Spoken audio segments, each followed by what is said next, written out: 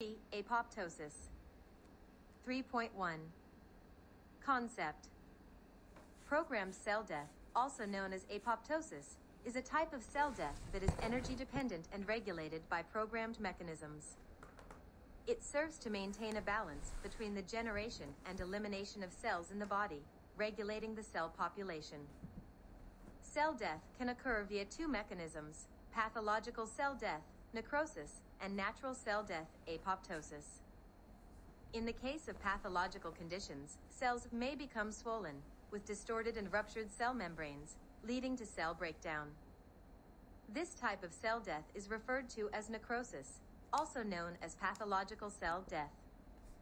Apoptosis, on the other hand, involves cells that shrink without swelling, where the cell membrane remains intact but becomes wrinkled and condensed.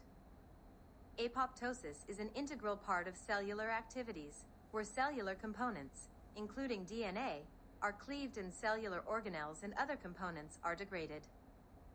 The cell then undergoes shrinkage, and its remnants are enclosed in membrane-bound vesicles, which are subsequently eliminated by specialized phagocytic cells through phagocytosis or cleared by lysosomes.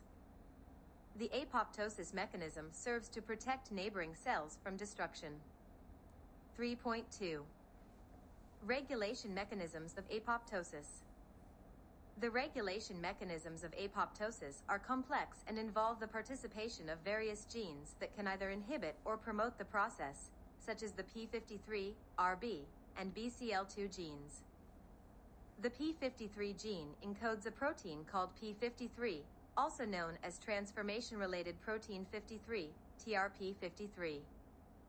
This gene is crucial as it encodes a protein that prevents cancer formation and acts as a tumor suppressor.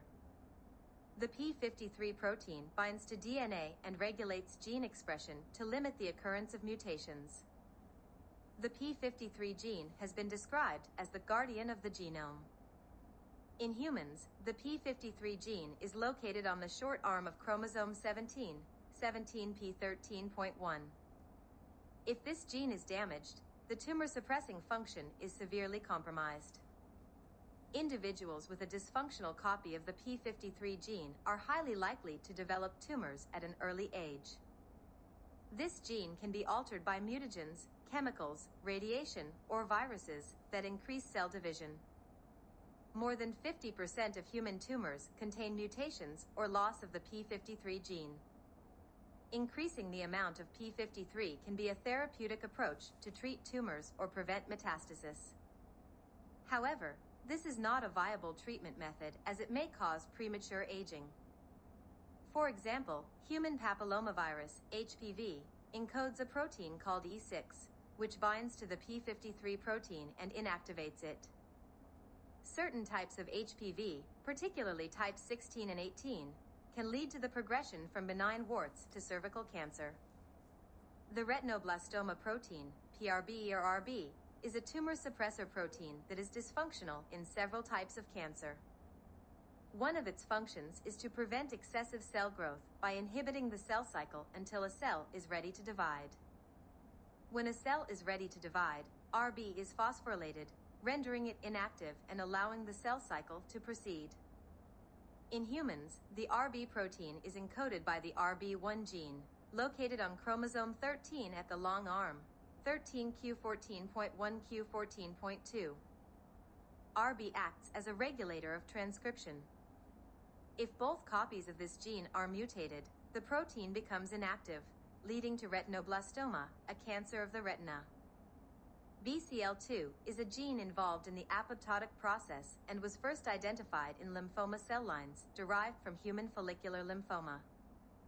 One form of mutation in this gene involves a rearrangement of chromosomes, fusing the region encoding the BCL2 protein with an enhancer, a short DNA segment of about 50 to 1,500 base pairs that increases transcription of the immunoglobulin gene. This fusion leads to increased production of the BCL2 protein, which allows cancer cells to survive, whereas under normal circumstances, they would undergo programmed cell death. 3.3 Expression of apoptosis. Apoptosis is a complex process. Cells can die due to chemical substances or DNA damage. Within the cell, certain organelles play a role in receiving death signals and releasing various proteins. When DNA is damaged, released proteins participate in disrupting cell activities such as DNA replication, DNA repair, and cellular structural integrity. At this point, the cell condenses and fragments into smaller pieces. These fragments are then efficiently cleared through the process of phagocytosis by phagocytes. This process allows the body to remove the fragments without triggering inflammation or damaging neighboring cells. The programmed self-destruct mechanism within cells is essential for development in all animals. In vertebrates, apoptosis is necessary for normal nervous system development, proper immune system function, and the normal formation of limbs or hooves in different mammalian species. In humans, defects in the pathways of apoptosis can result in conditions such as syndactyly, webbed fingers or toes, in newborns. Furthermore, chemicals that bind to cell membrane receptors can also induce apoptosis. In the body, immune cells called white blood cells defend against infection and activate apoptosis in infected cells. There is evidence that apoptosis is associated with certain neurodegenerative diseases, such as Parkinson's and Alzheimer's. Additionally, cancer can result from defects in apoptosis. 3.4. Significance of apoptosis. Apoptosis is a physiological process that ensures balanced growth and development during embryonic development and tissue replacement in adult organisms. Too few or too many cells undergoing programmed cell death can have serious consequences. Autoimmune diseases, neurodegeneration, cancer, and cardiovascular diseases can result from excess or inadequate removal of cells.